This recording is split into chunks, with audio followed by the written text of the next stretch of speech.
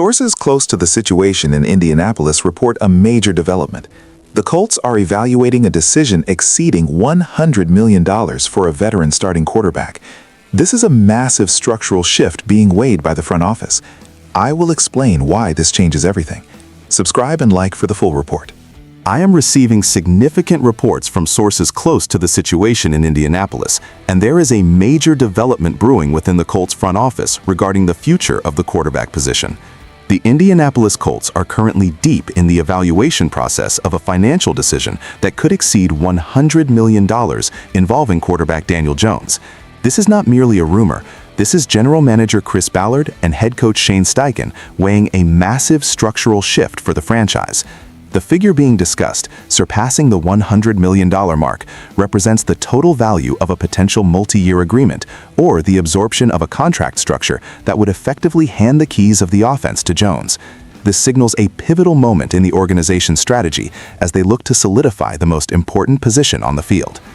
To understand why this is happening right now, you have to look at the context inside the building on West 56th Street.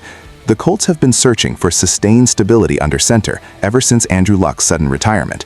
While the team has made investments in the draft, the reality of the NFL is strictly results-oriented. My understanding is that the Colts view Jones's specific athletic profile as a potential glove-like fit for Shane Steichen's RPO-heavy scheme, the very same system that maximized mobile quarterbacks in Philadelphia.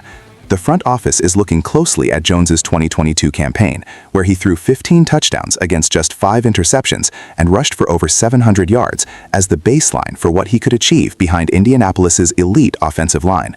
However, the hesitation comes directly from the price tag. Committing 9 figures to a quarterback who has struggled with consistency and injury availability in New York is a polarizing topic internally. Ballard is historically conservative with the salary cap, so this aggressive exploration signals a level of urgency we haven't seen in years. They are betting that the environment in New York was the issue, not the player.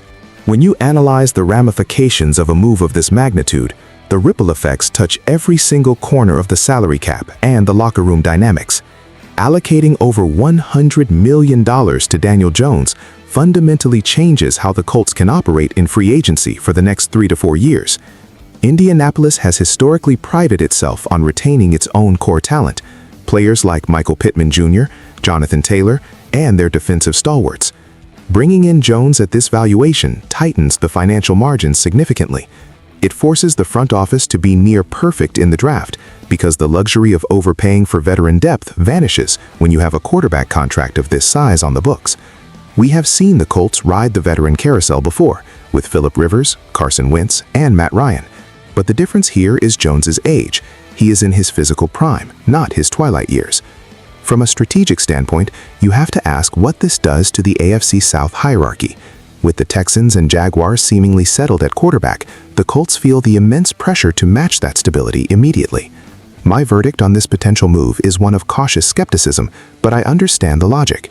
If Shane Steichen believes he can unlock the 2022 version of Daniel Jones, then the money is justified because a competent starter is worth his weight in gold. However, if Jones reverts to turnover-prone habits, this $100 million decision could set the franchise back half a decade. It is a high-risk, high-reward play that defines tenures. Now, I want to hear from you. Do you think Daniel Jones is the missing piece for this Colts offense, or is this simply too high a price to pay for a reclamation project? This is a franchise-altering moment. Make sure you hit that subscribe button and turn on notifications, because as soon as a final decision is made, I will be back here with the full breakdown.